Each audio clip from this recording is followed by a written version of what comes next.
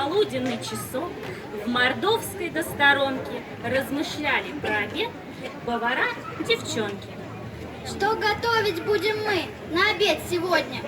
Давай пожарим мы блины или оладьи в гору. Чтобы жарить, сковородка нам нужна, а у нас только кастрюля на плите была. Значит, сварим мы варенье всем друзьям на угощенье. Кто ж в обед варенье ест? Может, сделать винегрет? Вот, хороший вариант, только долго очень. С овощами мне возиться, ну никак не хочется. Может, сварим мы компот?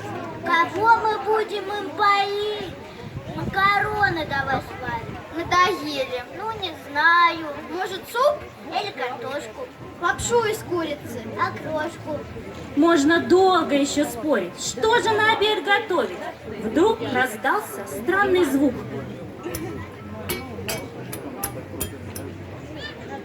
Это что еще за стук?